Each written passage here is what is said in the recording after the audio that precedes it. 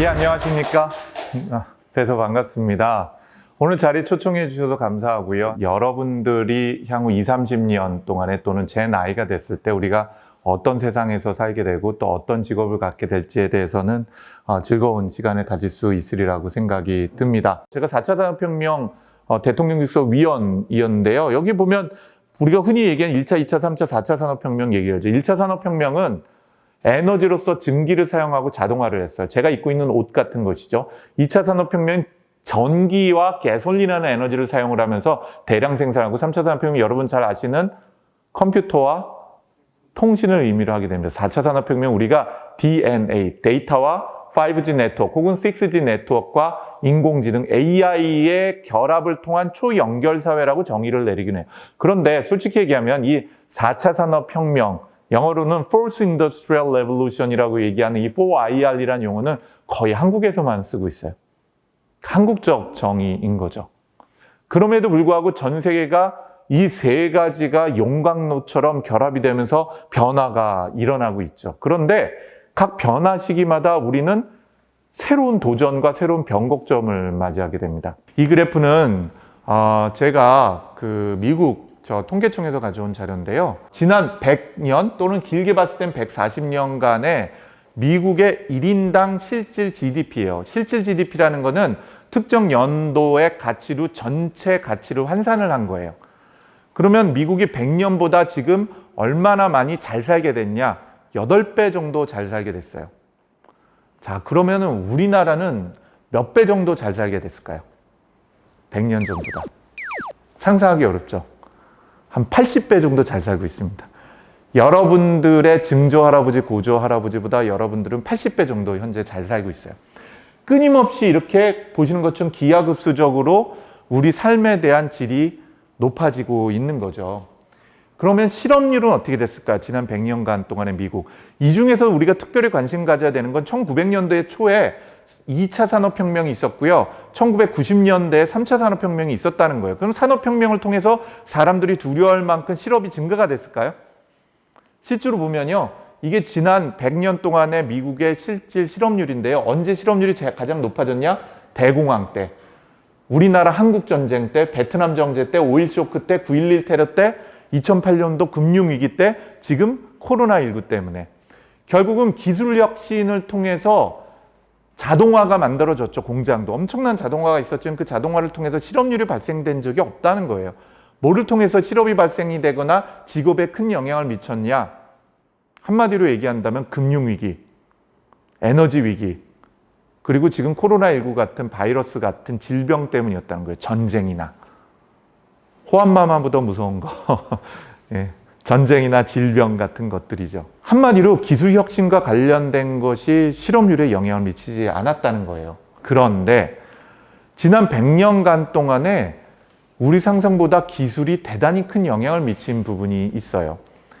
이 그래프도 제가 미국 통계청에서 직접 가져온 건데 지난 120년간의 미국의 주당 근무 시간이에요. 일주일에 얼마씩 일했냐. 120년 전인 1900년도에는 일주일에 60시간을 일했어요. 미국에서.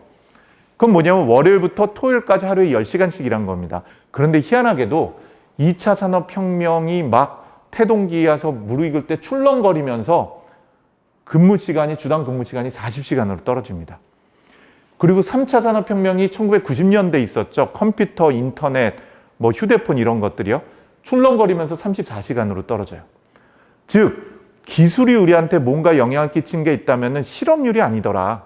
직업은 변화하게 하는데 사실은 더 잘 살게 되고 더 부가가치가 올라가고 풍요로워지면서 동시에 우리는 일을 덜 하더라는 거예요.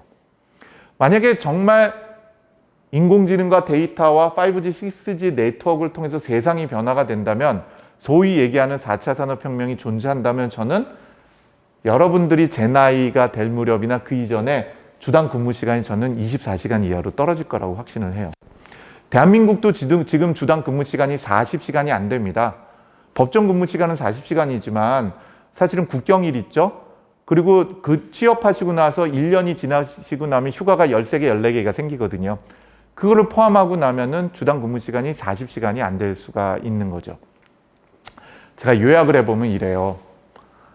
우리 인류는 끊임없이 변곡점에서 올바른 선택을 해왔다는 것이고요. 그 올바른 선택을 통해서 더 풍요로운 삶을 살고, 특히 대한민국 지금 어느 국가보다도 풍요로운 국가로 발전을 하고 있죠. 이미 선진국입니다, 우리나라. 자, 이 그래프가 정말 충격적인 그래프인데요. 이거는 2040년도, 2050년도, 다시 해서 지금부터 20년 후, 30년 후에 우리나라 인구 분포도예요. 우리나라 어떤 변화가 있을까요? 단순히 인구 절벽 고령화의 문제가 아니에요, 이거는.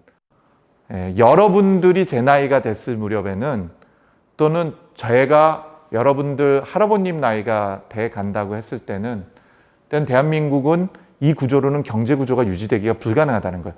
어떻게 절반도 안 되는 젊은 사람이 자신들의 2배 반이나 되는 노인층 인구를 부양하는 게 가능할까요? 세금을 내서 복지비를 갖고 거의 불가능에 가까운 거죠.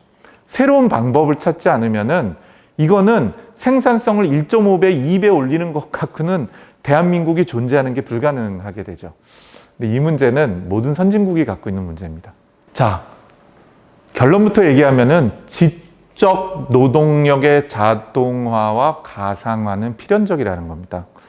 지난 100년, 길게는 200년 동안에 인간은 어떤 일을 해왔냐면요. 우리 근육 노동 있죠? 무거운 걸 들어 올리고 빨리 뛰어가고 정밀하게 손으로 해오던 것들을 기계에 의해서 자동화시켰어요. 다시 얘기하면은 육체적 노동하고 근육 노동을 자동화시켜요. 더 빨리 움직이고 더 멀리 가고 더 섬세하게 반도체 같은 거 손으로 할 수 없는 것들을 하도록 만들어내는 것에 기계를 도입하고 그걸 통해서 자동화를 하고 아까 말씀드린 것처럼 10배, 100배 정도의 생산성 향상을 만들어 갖고 그거를 전 세계에서 제일 잘하는 국가가 어디냐? 바로 대한민국이죠. 그러면 향후 20년, 오늘 주제인 100년 후에는 과연 근육 노동의 자동화가 지속화 가능할까요? 어디까지 가능할까요? 그거는 이미 한계에 와 있어요. 그 한계에 와 있다는 걸 증명을 하는 게 뭐냐면 현재 전 세계 선진국들의 평균 성장률입니다. 평균 성장률이 2%를 넘지 못해요. 그게 GDP를 의미를 하거든요. 국가 총생산 또는 국민 총생산이라고 얘기 부르는 GDP가 2%를 넘지 못해요. 왜 2%를 넘지 못하죠? 생산성을 올릴 수 있는 방법들의 한계에 왔기 때문이에요. 그럼 나머지 생산성을 높이면서 여러분들이 제 나이 됐을 때는 여전히 사회적 역할을 할 때 아니겠어요? 그때 대한민국이 유지되고 성장할 수 있는 거의 유일한 방법 중에 하나는 바로 지적 노동. 현재까지 우리는 여전히 이 지적 노동의 혁신에는 굉장히 느리게 왔었던 거죠. 이 부분에 혁신이 만들어질 수밖에 없죠. 그 얘기는 뭐냐면 여러분들이 10년, 20년 후를 생각을 한다면은 어느 분야에서 혁신이 일어나고 어느 분야의 지적 노동이라는 것이 자동화되고 내가 거기에 어떤 기여를 할 수 있나 하는 것들을 상상해 볼 수 있다 그러면은 여러분들이 생각할 수 있는 새로운 미래에 대한 가능성을 찾을 수 있지 않을까 하는 생각을 가지게 됩니다. 인공지능 태동기를 본다면요. 언제까지 올라가냐면은 여러분 생각하면 알파고 생각하잖아요. 그게 아니라 BC 350년, 다시 해서 지금부터 2400년 전으로 올라갑니다. 현재 인공지능 기술의 절반 이상이 바로 그리스 철학자인 아리스토텔레스가 제시한 거예요. 믿어지지가 않죠. 그리고 지금 여러분 알파고라고도 그러고 요즘 자율주행 자동차 움직일 때 쓰는 딥러닝 기술이라는 건요. 1943년도에 처음으로 제창이 된 거고요. 수학적인 알고리즘은 완전히 검증이 된 건 1962년도입니다. 그럼 이 인공지능 기술이 얼마나 깊은 뿌리를 담고 있냐? 2000년이 넘은 인간의 열망이 담아져 있는 기술이라는 거예요. 인간은요, 자신을 닮은 뭔가를 만드는 것에 대한 열정이 어마어마하게 있었어요. 우리는 우리를 닮은 무슨 존재인가를 만들어내고 싶어 해요. 굉장히 오래전부터. 그리고 그런 것들은 우리 유전자 안에 녹아져 있는 듯해요. 그리고 끊임없는 연구를 통해서 이제서야 이러한 인공지능 기술이라는 게 첫 번째로 상용화가 시작이 되었다고 보시면 될 것 같아요. 그래서 대한민국 정부에서 그러니까 이렇게 비교하시면 돼요. 구글 한 회사가 1년에 인공지능하고 데이터에 쏟아붓는 예산이요.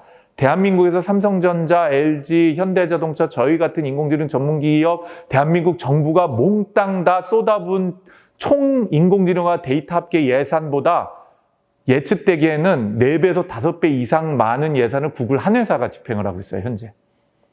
국가 단위보다, 국가 몇 개보다 많은 걸 구글 하나가 하고 있다는 거죠. 어마어마한 거죠. 그렇기 때문에 대한민국의 한 국가, 한 기업이나 한 개인이 이거를 응대한다는 건 거의 불가능에 가까워요. 그래서 현재 대한민국 정부에서 의사결정한 게 뭐냐? 디지털 뉴딜이라는 정책인 거예요. 디지털 뉴딜, 한국형 뉴딜이라는 것의 핵심은 뭐냐면 옛날에 미국에서 대공황이 왔을 때 실업률이 올라가고 여러 가지 경제적 어려움이 있었을 때는 미국형 뉴딜이라는 거를 했었죠. 그래서 댐도 짓고 다리도 만들고 뭐 했어요. 그게 이제 국가의 인프라가 되고 국가 인프라에서 국가가 성장할 수 있는 기반을 만들었죠. 근데 아까 말씀드렸잖아요. 이런 하드웨어적인 거는 이제 한계에 온 것 같아요. 소프트웨어적인 것, 지적인 것을 자동화하기 위해서 그러면 이 셋 중에서 한 축인 데이터를 대한민국에는 한 개인이나 기업이 만들어내기 불가능하기 때문에 국가가 돈을 들여서 만들자는 것. 이게 디지털 뉴딜이고 데이터 댐이라는 정책이에요. 인공지능이 진짜 뭔지에 대한 얘기를 좀 더 해볼게요. 인공지능 되게 복잡해요. 제가 대학원 다닐 때는 이렇게 두꺼운 책이 있습니다. 그 책을 제가 요약하면 이래요. 환경을 감지하고 스스로 행동하면서 자신의 목표를 달성할 수 있는 자동화되어 있는 시스템이다. 인공은 자연의 반대말이에요. 그렇죠? 세상에 존재하지 않는 것, 사람이 만들어낸 것, 원래부터 존재하지 않았던 것, 그게 인공이에요. 지능은 지식을 다룰 수 있는 능력이죠. 그러니까 사람이 만든 물건이 지식을 다룰 수 있는 능력을 갖도록 하는 거, 이게 바로 인공지능이에요. 쉽죠? 그럼 이런 인공지능은 어떤 식으로 진화가 되고 있을까요? 우리 좌뇌 우뇌를 가지고 있잖아요. 그거 신기하지 않으세요? 뇌가 두 개로 되어 있는 이유가 존재하는 거죠. 신이 인간을 만들었던, 인간이 그렇게 진화됐던 간에 그게 효율적인 거예요. 아시는 것처럼 우리 좌뇌는 논리, 언어, 수리적인 능력을 담당을 하고요. 우뇌는 공간, 패턴, 공감, 예술적인 뇌라고 얘기해요. 우리 뇌가 둘이 있고 중간에 뇌량이 굵은 신경다발이 있는 거는 인간은 이 두 뇌를 동시에 필요로 하기 때문이죠. 좌뇌형 인간, 우뇌형 인간은 존재하지 않아요. 그렇지만 좌뇌와 우뇌는 무게도 다르고요. 생긴 것도 다르고 역할이 다른 거죠. 인공지능도 똑같습니다. DARPA라고 얘기하는 전 세계에서 가장 많은 투자를 하고 있는 연구기관이 어딘지 아세요? 전 세계에서 가장 큰 R&D 예산을 가지고 있는 기관이에요. 미국에 있는 기관입니다. 그 기관 이름이 DARPA예요. DARPA는 미 국방성 산하에 있어요. 미국은요, 미국 전체에서 가장 큰 연구기관이 어디냐면 국방부예요. 그러니까 미군이 왜 이렇게 국방에 힘을 쏟는지 상상이 되는 거죠. 대한민국 전체 R&D 예산의 몇 배가 넘습니다. 미국의 DARPA라는 한 기관이 가진데 여기서 만들어낸 게 인터넷이고요. 여기서 만들어낸 게 자율주행 자동차, 로봇, 여기서 만들어낸 게 어마어마하게 많아요. 우리가 매일같이 GPU 아시죠? 휴대폰에서 좌표. 이거 DARPA에서 만든 겁니다, 다. 근데 이 DARPA에서는 인공지능에 대한 최초 투자가 언제냐? 1950년도부터 인공지능에 투자를 하기 시작했어요. 그때 첫 번째 단계가 바로 기호적 접근 방법인데 좌뇌적인 접근 방법이에요. 그래서 논리적 지식을 표현하고 추론을 하는 기술을 개발했어요. 현재 우리는 어디에 있냐면 세컨드 웨이브라고 얘기하는 2단계 인공지능 발전에 있어요. 기계가 스스로 공부하고 귀납적 추론을 하고 암묵적 지식을 축적할 수 있도록 하는 것. 자, 그럼 우뇌적 접근 방법이 뭐냐? 2세대 세컨드 웨이브 인공지능이 뭐냐? 그게 바로 기계학습이에요. 딥러닝은 이런 인간의 뇌에서 작동되는 것 같은 것들을 수학적 미분 방식하고 매트릭스하고 벡터 연산으로 전환을 한 거예요. 그런데 왜 딥이라는 말을 붙였을까요? 그거는 우리가 딥러닝의 반대는 셜로우 러닝이겠죠? 셜로우 러닝은 보시는 것처럼 가운데 히든 레이어라는 게 하나가 있는 것이고요. A인지 B인지를 나누는 선분을 찾아내는 거라면 딥러닝은 중간에 이렇게 히든 레이어라는 걸 많이 넣어요. 세포를. 수학적 세포를. 그래서 이렇게 복잡한 문제를 푸는 거예요. 그런데 보시는 거는 2차원이잖아요. 근데 저희 회사만 하더라도 실제로 이거보다 훨씬 복잡한 걸 풀어요. 2차원이 아니라 3차원 문제를 풀면 우리가 선이 아니라 면을 찾아내죠. 4차원은 시간 흐름? 잘 모르겠어요. 근데 저희 회사만 푸는 거라도 200차원에서 300차원 되는 굉장히 복잡한 미분 방식과 매트릭스를 풀게 됩니다. 이걸 통해서 인공지능이 똑똑하게 되는 거예요. 뭐라고요? A인지 B인지를 나누기 위해서 그 차이점을 찾아내는 거를 기계가 공부한다라고 보시면 될 것 같아요. 그럼 미래 인공지능은 어떻게 될 거냐? 여러분들이 제 나이가 됐을 때는 인간처럼 좌뇌하고 우뇌를 동시에 사용하는 인공지능. 그걸 우리가 third wave AI라고도 얘기를 하는데 유식한 말은 뉴로심볼릭이라고도 얘기하고 설명 가능한 인공지능이라고도 얘기합니다.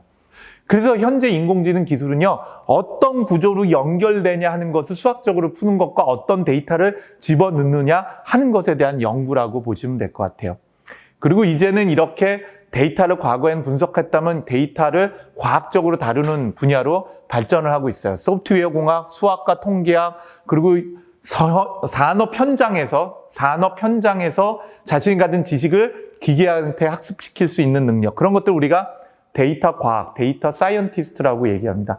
이분들이 하는 직업은 뭐냐면요, 데이터를 수집 구축하고 저장, 통합하고 정제하고 기계가 공부할 수 있는 형태로 변환하고 그걸 공부시키고 났더니 기계가 잘 못해요. 그러면 너 못하는 문제 이런 못하는구나 라고, 우리도 똑같잖아요. 과외 같은 거 지키고 그러면 못하는 문제 추려져서 다시 하게 되고 평가한 결과에 따라 데이터가 부족하면 이것들을 반복하는 거예요. 새로운 직업 중에 이렇게 기계가 똑똑하게 만드는 직업의 분야가 점점 확대가 되는 거죠. 각각 분야별로 데이터 수집하고 학습하는 데이터를 만드는 직업도 생겨나고 있고요. 그걸 기계한테 가르치는 직업도 생겨나고 있고요. 기계가 얼마나 공부를 잘했는지 평가하는 그런 새로운 직업도 만들어지게 되는 거죠. 이런 직업은 어떻게 보자면 새로운 형태의 직업으로 보이지만 어떤 직업이 없어지고 새로운 형태의 직업이 만들어지는 게 아니라, 예를 들자면은 인력거에서 택시 운전기사, 우버 기사가 나오는 것처럼 끊임없이 직업이 혁신한다고 보셔도 될 것 같아요. 자, 인공지능, 인간의 지적 능력을 대체하냐? 아닙니다. 인간과 기계가 협력을 함으로써 인간이 지금 저 같은 사람이 아인슈타인처럼 더 똑똑하게 지적 능력을 증강할 수 있도록 하는 것. 설명 불가능한 인공지능이 아니라 설명 가능한 인공지능, 사람과 기계가 협력적으로 학습하는 것, 소규모 데이터뿐만 아니라 축적된 지식을 활용하는 연역적 추론과 관련된 것이 좌뇌, 우뇌를 결합한 것처럼 발전하는 형태로 인공지능이 발전해 나간다는 거예요. 자, 이런 인공지능이 어디에 쓰이고 있느냐? 과거 20년까지 모든 것이 디지털화되는 과정이었다면 향후 20년은 모든 것들이 인공지능화 되는 과정이 될 거예요. 말과 글을 다루는 데서, 눈을 대신하는 것에서, 또 주식을 예측하거나 물가를 예측하는 것, 공간을 깨닫는 것, 운동하는 것, 예술 분야 등에서 거의 모든 부분에서 아마 되겠죠. 저는 그 분야에서 자율주행 자동차, 금융투자, 생명과학, 에너지 이런 분들은 인공지능이 거의 disruptive technology라고 그러죠. 파괴적인 혁신이 만들어질 수밖에 없고 그건 이미 시작이 된 거예요. 만약 미래에 몸을 담고 싶고 여러분들이 스타트업을 만들어서 혁신하고 싶다면 적어도 이 분야에서 어떤 데이터를 우리가 확보하고 그 데이터를 통해서 어떤 혁신을 만들어낼 수 있냐 하는 것들 한번 고민해 본다면 거기서 적어도 3, 4년 만에 해결책은 나오지 않지만 5년, 10년 안에는 제2의 네이버, 제2의 구글, 제2의 아마존이 반드시 나올 거예요. 그러한 회사를 만들어내거나 그런 회사에서 몸담는 꿈을 꾸시고 그러한 주역이 될 수 있는 분들이 저는 대한민국에서 저보다는 후배이신 여러분들이 만들어낼 수 있는 세상이라고 생각을 합니다. 인공지능은 그 자체가 산업이 아니에요. 기술인 거죠. 이런 기술이 데이터와 만나면서 산업 자체를 혁신하는 거예요. 어떻게 지적 노동을 자동화하면서 여태까지 하기 힘들었었던 생산성을 수십 배 올려낸다든지 우리가 해오기 힘들었던 것들을 해내게 만드는 거죠. 우리 여러분이 가지고 있는 지금 휴대폰에도 하나씩 다 가지고 있는 사진기 있잖아요. 사진기가 16세기, 17세기에 본격적으로 나오기 시작을 합니다. 그 르네상스 시대 때 화가의 역할은 뭐냐면 세상을 똑같이 그리는 거였어요. 초상화도 똑같이 그리는 거였죠. 근데 이 사진기가 나오고 나니까 이게 16세기 최초로 찍은 사진 중에 하나거든요. 어떻게 사진기보다 똑같이 그리겠습니까? 그럼 화가의 직업이 없어졌을까요? 미술이라는 범주가 없어질까요? 여러분은 아닌 걸 알고 계세요. 인상파, 후기인상파, 입체파, 피카소, 추상파에 이르기까지 우리는 미술, 예술이라는 지평 자체를 넓혀버렸어요. 저는 인공지능이나 소위 얘기하는 4차 산업혁명도 비슷하다고 봅니다. 우리 삶에 영향을 미치죠. 카메라 우리가 매일같이 쓰는 것처럼 기술이라는 것이. 그렇지만 우리는 우리가 살고 있는 생활과 삶, 예술, 직업, 이 모든 것들의 지평을 바꾸고 지평을 넓히는 형태로 우리의 직업을 다양화하게 될 가능성이 저는 100%라고 아까 말씀드렸죠. 제 재산의 절반과 손목을 걸겠다고요. 네, 그렇게 보셔도 될 것 같아요. 자, 직업을 한번 보도록 할게요. 제가 집중적으로 미래 비전이 있다고 보는 쪽은 바로 강한 공감력과 최적화가 필요한 부분이에요. 생산성을 높이기 위해서.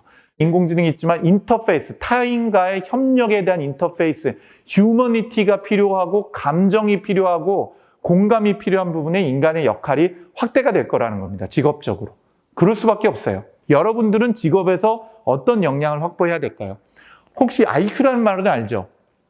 EQ라는 말도 알아요? 예. 근데 혹시 다중지능 이론이라고 들어보셨죠? 우리가 지능이라고 얘기하는 것은 단순히 잘 기억하고 수학 문제를 잘 푸는 것만이 지능이 아니라는 거죠. 예를 들자고 가정한다면 운동 잘하는 분들도 지능이 탁월하게 높은 거예요. 운동 지능이.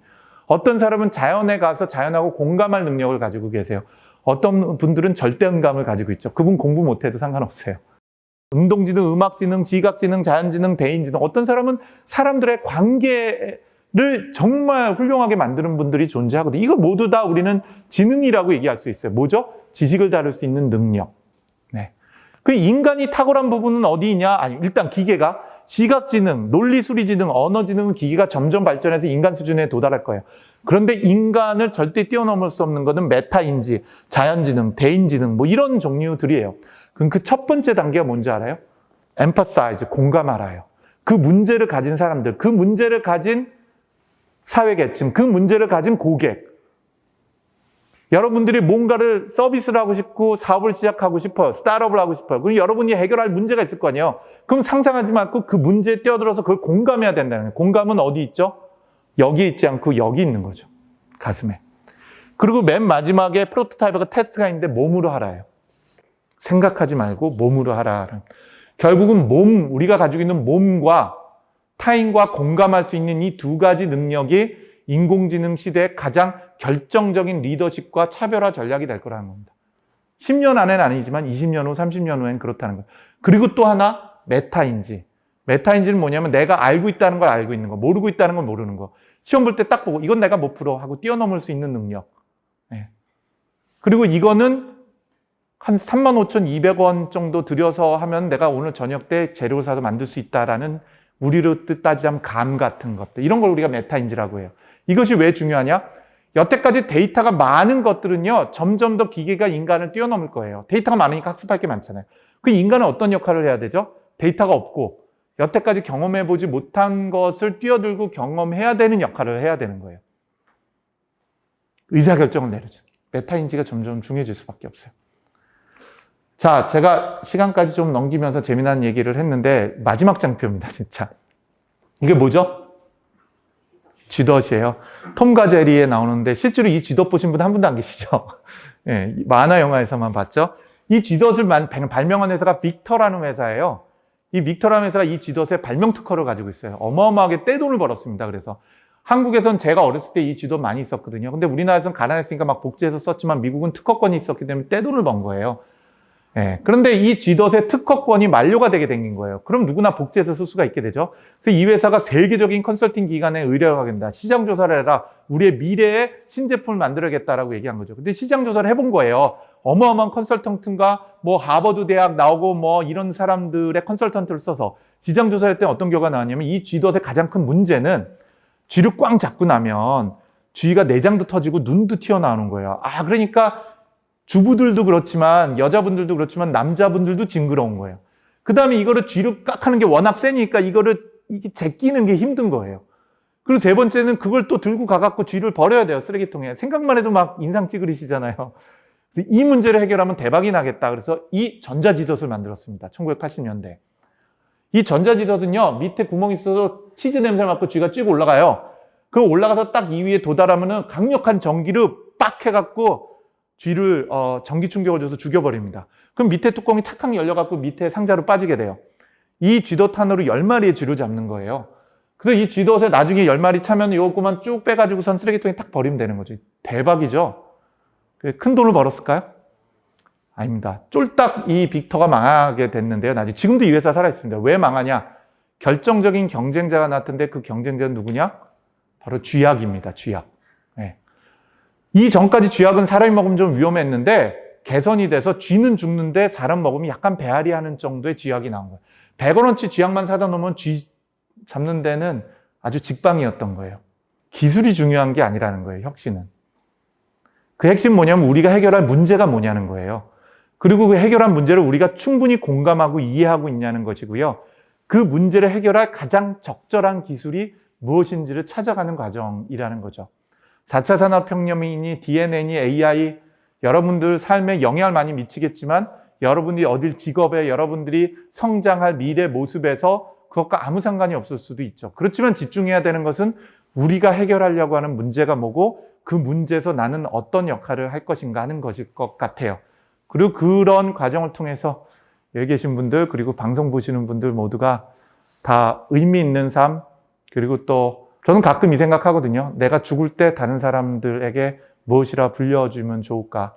내 옆에 내 가족들이 나를 뭐라고 얘기하면 좋을까? 그러한 삶의 의미, 또 그것이 직장의 의미가 됐으면 좋겠고요. 삶과 일은 분리될 수 없습니다. 직장 생활을 하면서 전체 삶의 3분의 2가 직장에 있거든요. 직장 생활을 하는 동안에는.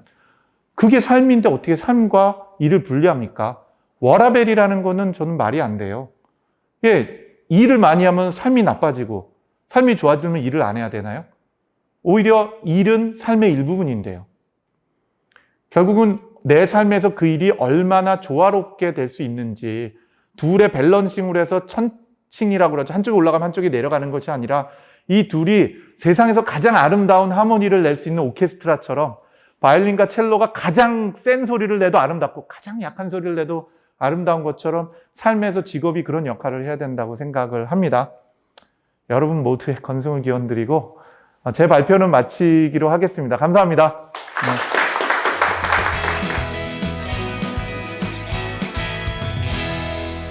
AI에 적극적으로 투자하고 이걸 활용할 수 있는 대기업과 그러지 못하는 중소기업, 개인 사업자 분들 간의 격차가 더 심화될 것 같다는 생각이 들어서 어떻게 생각하시는지 네, 궁금합니다. 그렇게 될 겁니다. 네. 불행하게도 그렇게 될 가능성이 지금은 확실하고요. 그럼 그렇게 되지 않도록 하기 위해서 우리가 어떤 노력을 해야 되냐 하는 게 중요하겠죠. 중산층과 대기업 간의 또는 소상공인과 대기업 간의, 중소기업과 대기업 간의 갭은 더 벌어질 것이다 라는 거죠. 300~400년 전에 잘 아시죠? 칼막스가 나와가지고서는 세상에 내가 노동한 것과 자본가가 분리가 됨으로써 노동자들이 자기가 노동한 결과물을 가져가지 못하는 것에 대한 문제로 사실은 사회는 유지되지 못할 거라고 생각을 했는데 사실은 그렇지 않죠. 정부가 그 중재 역할을 했기 때문에 가능한 거거든요. 자본가로부터 세금을 걷어내고 자본가 불법적인 걸 했을 때 감옥에 넣을 수 있는 힘을 갖도록 하는 것. 그러면서 법인이라는 게 만들어졌어요. 왜 법인이죠? 법적인 사람인 거예요. 그럼 인공지능도 법적인 사람이 될 수가 있겠죠. 그 인공지능이 돈을 벌면 세금을 걷어야 되지 않을까요? 그럼 그 세금을 누구한테 가야 되겠죠? 네, 소상공인들이나 개인한테 가야 되는 방법을 찾아야겠죠. 그래서 그런 것들에 해당이 되는 것은 여러 관점으로 봤었을 때 지금 보편적 소득이라고 얘기하는 것들하고 맞닿아 있는 현상이에요. 그리고 그런 것들은 아마 차분히 발전돼 나갈 거라고 보여집니다. 이제 두 번째가 있겠죠. 두 번째는 창의적인 기업들, 다시 해서 거대한 기업들이 못 만들어가는 것들이 있어요. 결국은 혁신적인 아이디어를 가지고 그걸 꽃피우는 것이 필요한데 이런 꽃피우는 기업들이, 혁신적인 기업들이 대기업에 먹히거나 대기업하게 공정하게 경쟁하는 것이 또한 정부의 역할이겠죠. 그렇죠?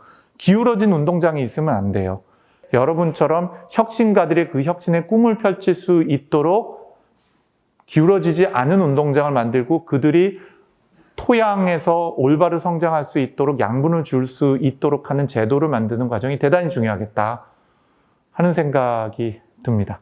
AI를 잘 활용하며 잘 살아가기 위해서 저희가 어떠한 준비 과정이라든지 알아두면 좋을 게 있는지 질문드리고 있습니다. 사회적 고충을. 그 문제 해결의 접점에서 저는 젊은 분들의 혁신이 만들어질 수 있다고 생각을 해요. 네. 그리고 젊은 분들이 그 혁신에 관련된 비즈니스 모델과 에너지를 정부에게 요구하는 것이 필요하다고 보여집니다. 관심 가지고 계신 젊은 분들의 혁신적인 아이디어가 정부를 움직일 수 있다고 하고요. 또 도시 지자체와 그것들을 해내는 역할이 대단히 중요하다고 저는 확신을 하고 있습니다. AI 산업 육성이란 게 정부 차원에서도 뿐만 아니라 지방 지자체 차원에서도 눈여겨야 될 부분이라 생각하는데, 그런 의미에서 이 대표님은 기업을 운영하시는 입장에서 가장 효과적인 지원은 그 기업에게 있어 뭐라고 생각하시는지 궁금합니다. 대한민국 정부는 이미 거대 정부예요. 우리나라 삼성, 현대, LG 같은 좋은 회사가 있기 때문에 세금을 많이 걷거든요. 예, 그 우리나라 세금, 물론 지금이야 적자 재정을 하고 있지만 재정 정책도 훌륭하고 전 세계에서 빚도 제일 적은 국가 중에 하나입니다. 괜찮은 나라예요, 우리나라. 여러분 자부심 가져도 될 것 같아요. 전 그렇게 믿습니다. 전 전 세계 많이 다니고 강연도 하고 사업도 하고 있기 때문에 더 절감을 하고 있거든요. 근데 우리나라 정부가 개선이 돼야 될 거가 있다라고 한다면, 또 지자체의 역할이 있다라고 한다면 좋은 수요자와 구매자가 돼주는 게 필요하다고 생각이 들어요. 우리가 만든 아이디어, 우리가 만든 제품, 우리가 만든 서비스들을 사용해 주는 고객이 있고, 그 고객을 통해서 시장을 통해서 배우고, 시장을 통해서 배우면서 이게 문제가 있다는 걸 깨달아서 혁신이 반복적으로 이루어져야 되는 거죠. 근데 그것이 아이디어 단계를 못 넘어가는 것을 우리 마케팅이나 경영에서는 캐즘이라 그래요. 깊은 골짜기에 다 빠져버려서 그 사장돼 버리는 거죠. 내 노력들이. 근데 미국 정부는, 유럽 정부는 그 캐즘을 건너갈 수 있도록 뭘 하냐면 구매를 해줘요. 시장을 만들어줘야 돼요. 그 시장을 경험할 수 있도록 해줘야 되는 게 정부와 지자체의 역할이라고 생각을 합니다. 그런 세상이 빨리 왔으면 좋겠네요. 네, 감사합니다. 이걸로 마치겠습니다. 고맙습니다.